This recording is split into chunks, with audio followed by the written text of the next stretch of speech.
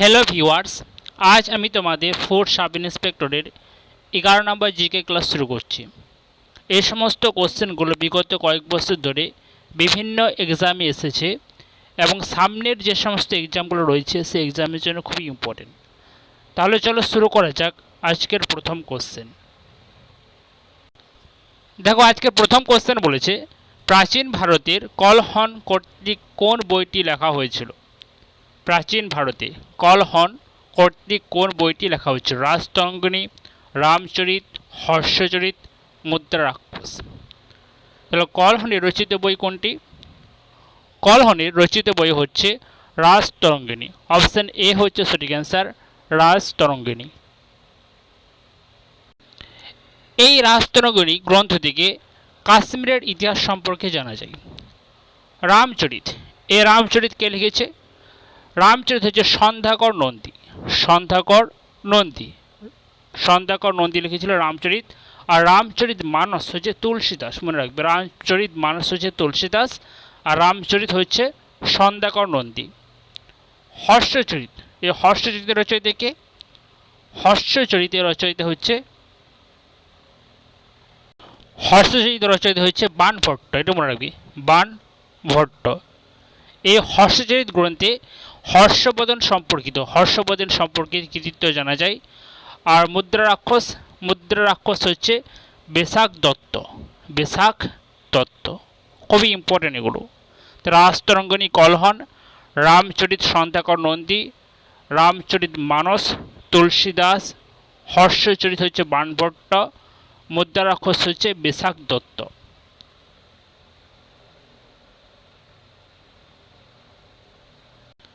Next question দেখো, বলেছে 2021 সালে সাহিত্যে কে নোবেল পুরস্কার পেলেন?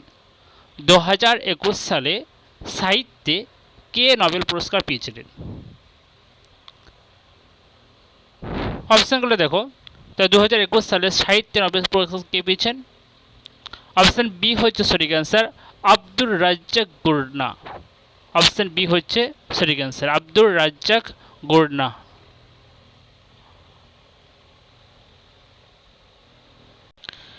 নেক্সট কোশ্চেন, বুলন্দ দরওয়াজা কে নির্মাণ করেছিলেন? বুলন্দ দরওয়াজা কে নির্মাণ করেছিলেন? আকবর, বাবর, শাহজাহান, ফিরোজ শাহ তুগলক। বুলন্দ দরওয়াজা এটি নির্মাণ করেছিলেন সম্রাট আকবর। অপশন এ হচ্ছে সঠিক অ্যান্সার, সম্রাট আকবর বুলন্দ দরওয়াজা নির্মাণ করেছিলেন। সম্রাট আকবর আর কি নির্মাণ করেছিলেন? সম্রাট আকবর যেমন হুমায়ুনের সমাধি নির্মাণ করেছিলেন সম্রাট আকবর, আগ্রা দুর্গ, ফতেপুর সিক্রি, খুবই ইম্পর্টেন্ট মনে রাখবে যে ফতেপুর সিক্রি এরা নির্মাণ করেছিলেন সম্রাট আকবর। আর এর সাথে কী করেছিল? জাহাঙ্গীর মহল। সম্রাট আকবরের দুজন বিখ্যাত সঙ্গীত শিল্পী ছিলেন তানসের ও রাজবাহাদুর। এর মনে রাখবে, সম্রাট আকবরের রাজসভার দুজন বিখ্যাত সঙ্গীত শিল্পী ছিলেন তানসেন আর একজন হচ্ছে রাজবাহাদুর। এই দুজনের নামটা মনে রাখবে।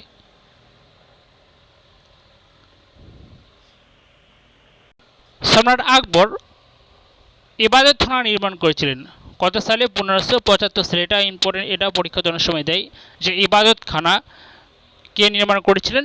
সম্রাট আকবর 1575 সালে। এই ইবাদতখানায় কোথায় অবস্থিত? ফতেপুর সিক্রিতে তিনি ইবাদতখানা নির্মাণ করেছিলেন।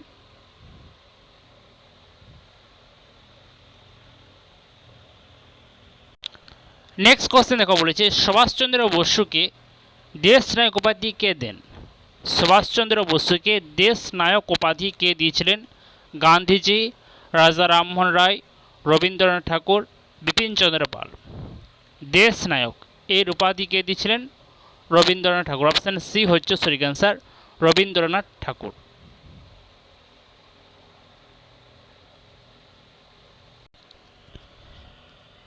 একাডেমিক অ্যাসোসিয়েশনের প্রতিষ্ঠাতা কে ছিলেন? একাডেমিক অ্যাসোসিয়েশনের প্রতিষ্ঠাতা কে? উইলিয়াম জোন্স, ডিরোজিও, রাজা Rammohan Roy, David here. Academic association এটি প্রতিষ্ঠিত হয়েছিল কত? 1828 সালে। সালটা মনে রাখবে, 1828 সালে কে প্রতিষ্ঠা করেছিলেন? ডিরোজিও। অপশন বি হচ্ছে সঠিক অ্যান্সার।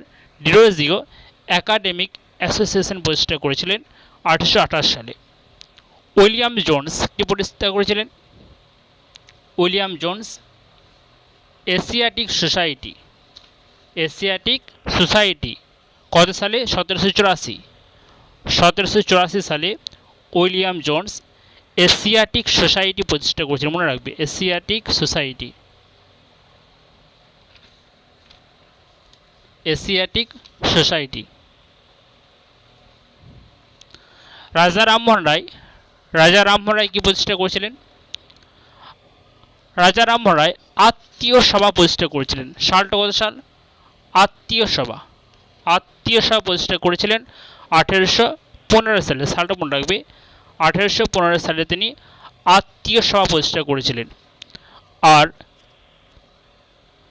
আর কি তিনি ব্রাহ্ম সভা প্রতিষ্ঠা করেছিলেন 1828 সালে।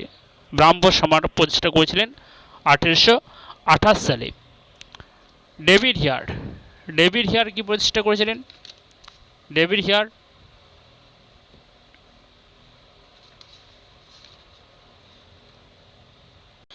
David here school book society প্রতিষ্ঠা করেছিলেন।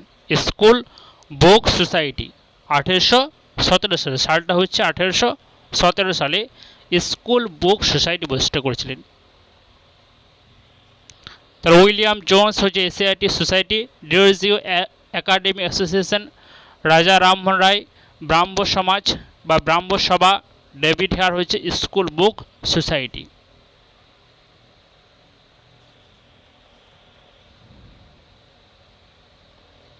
নেক্সট কোশ্চেন দেখো বলেছে মোহিনী অট্টম কোন রাজ্যের লোকনৃত্য? খুবই ইম্পর্টেন্ট। মোহিনী অট্টম কোন রাজ্যের লোকনৃত্য? উড়িষ্যা, মণিপুর, পশ্চিমবঙ্গ, কেরালা। তাহলে মোহিনী অট্টম হচ্ছে কেরালার লোকনৃত্য। অপশন ডি হচ্ছে সঠিক অ্যান্সার, কেরালা। এই কেরালা রাজ্যের আরেকটি লোকনৃত্য কি আছে? কথাকলি। এটা মনে রাখবে, কথাকলি। এটা হচ্ছে কেরালা। মোহিনী অট্টম, কথাকলি। আর ভারতনাট্যম হচ্ছে তামিলনাড়ু। ভারতনাট্যম হচ্ছে তামিলনাড়ু। ছৌ নাচ। ছৌ নাচটা হচ্ছে পশ্চিমবঙ্গে। ছৌ নাচ এটা হচ্ছে পশ্চিমবঙ্গ।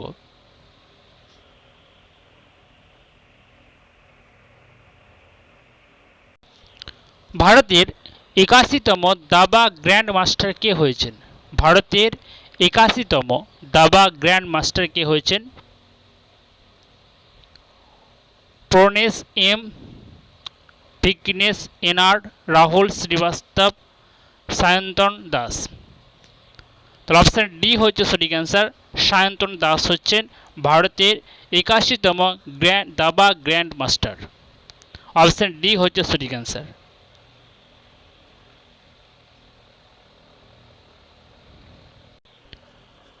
কোন ব্যাংক ভারতের প্রথম প্রতিরক্ষা তহবিল চালু করলো? কোন ব্যাংক ভারতের প্রথম প্রতিরক্ষা তহবিল চালু করেছে? Axis bank, ICICI bank, HDFC, Kotak Mahindra bank. ভারতের প্রথম প্রতিরক্ষা তহবিল চালু করেছে এইচডিএফসি ব্যাংক। অপশন সি হচ্ছে সঠিক অ্যান্সার, এইচডিএফসি ব্যাংক।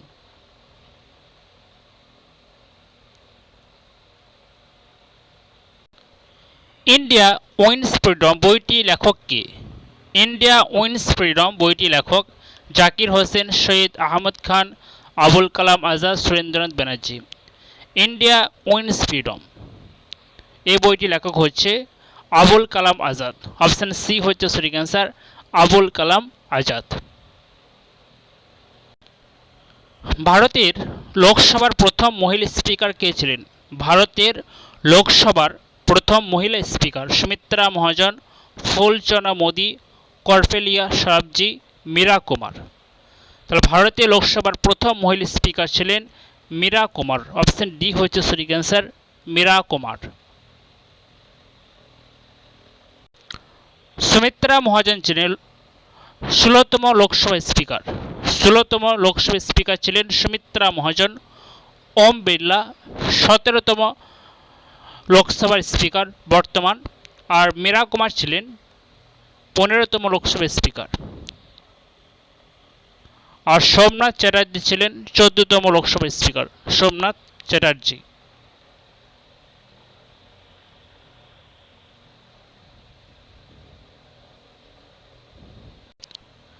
চা এবং কফিতে কোন উত্তেজক রাসায়নিক পদার্থ পাওয়া যায়? চা এবং কফিতে কোন উত্তেজক রাসায়নিক পদার্থ পাওয়া যায়? Nicotine, aspirin, caffeine, chlorophyll. চা এবং কফিতে পাওয়া যায় ক্যাফিন। অপশন সি হচ্ছে সঠিক অ্যান্সার, ক্যাফিন।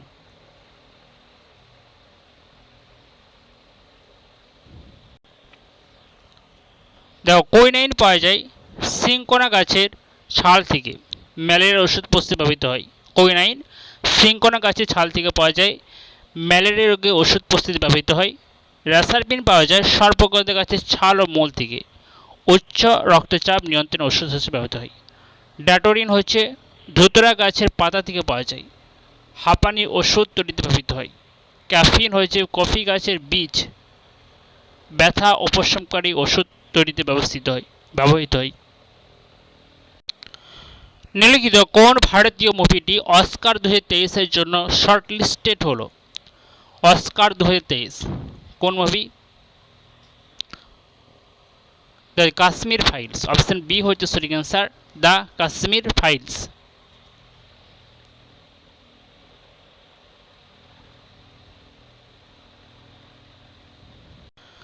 সিরাজউদ্দৌলা কোন শহরের নাম পরিবর্তন করে আলীনগর রাখেন? সিরাজউদ্দৌলা কোন শহরের নাম পরিবর্তন করে আলীনগর রেখেছিলেন? কলকাতা, আগ্রা, ফিরোজপুর, ফতেপুর। তাহলে অপশন এ হচ্ছে সঠিক অ্যান্সার, কলকাতা। এই আলীনগরের সন্ধি কত সালে হয়েছিল? আলীনগরের সন্ধি হয়েছিল 1757 সালে। সালটা মনে রাখবে, 1757 সালে আলীনগরের সন্ধি হয়েছিল। কাদের মধ্যে হয়েছিল আলীনগর সন্ধি? আলীনগরের সন্ধিটা হয়েছিল ইংরেজ ও সিরাজউদ্দৌলার মধ্যে। ইংরেজ ও সিরাজউদ্দৌলার মধ্যে আলীনগরের সন্ধি হয়েছিল 1757 সালে।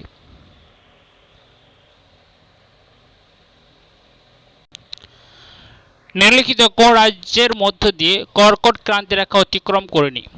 কর্কট ক্রান্তি রেখা কোন রাজ্যের মধ্যে অতিক্রম করেনি? তাহলে আমরা জানি যে 8টি রাজ্যের উপর দিয়ে কর্কট ক্রান্তি রেখা গিয়েছে। 8টি রাজ্যের উপর দিয়ে কর্কট ক্রান্তি রেখা গিয়েছে। সেগুলো কি কি? গুজরাট, রাজস্থান, মধ্যপ্রদেশ, ছত্তিশগড়, ঝাড়খণ্ড, পশ্চিমবঙ্গ, ত্রিপুরা এবং মিজোরাম। এই 8টি রাজ্যের মধ্যে দিয়ে কর্কট ক্রান্তি রেখা গিয়েছে। তাহলে এখানে বলেছিল যে কোন রাজ্যের মধ্যে কর্কট ক্রান্তি রেখা যায়নি। তাহলে অপশন বি হচ্ছে সঠিক অ্যান্সার, উড়িষ্যা। এই উড়িষ্যার মধ্যে কর্কট ক্রান্তি রেখা যায়নি। তাহলে 8টি রাজ্য কী কী বললাম? গুজরাট, রাজস্থান, মধ্যপ্রদেশ, ছত্তিশগড়, ঝাড়খণ্ড, পশ্চিমবঙ্গ, ত্রিপুরা এবং মিজোরাম।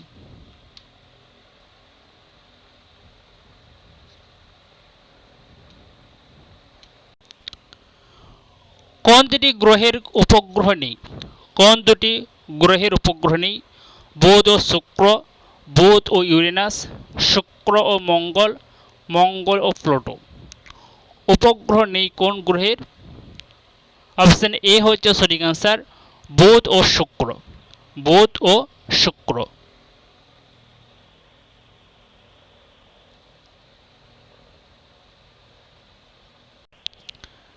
প্রাচীন আর্যদের সময় গ্রামের প্রধানকে কি বলা হতো? প্রাচীন আর্যদের সময় গ্রামের প্রধানকে কি বলা হতো? তাহলে প্রাচীন আর্যদের সময় গ্রামের প্রধানকে বলা হতো গ্রামণী। অপশন এ হচ্ছে সঠিক অ্যান্সার, গ্রামণী। আর 20 বা জন বলা হতো কাদেরকে? 20 বা জনের শাসকদেরকে বলা হতো বিশপতি বা রাজন। 20 বা জনের শাসকদেরকে বলা হতো কি? বিশপতি বা রাজন।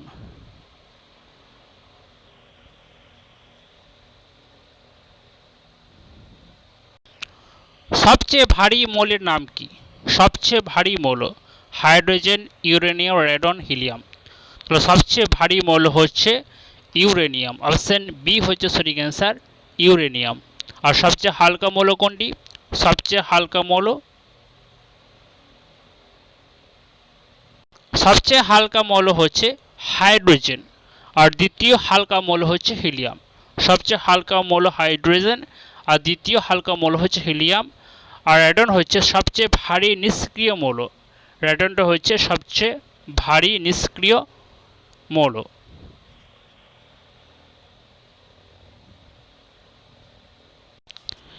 নিউক্লিয়ার রিঅ্যাক্টরে যে জ্বালানি ব্যবহার করা হয় তা হলো নিউক্লিয়ার রিঅ্যাক্টরে যে জ্বালানি ব্যবহার করা হয় সেটা হলো গ্রাফাইট, ভারী জল, ক্যাডমিয়াম, ইউরেনিয়াম। নিউক্লিয়ার রিঅ্যাক্টর এখানে ব্যবহার করা হয় ভারী জল। ভারী জল এর সংকেত হচ্ছে D2O। D2O।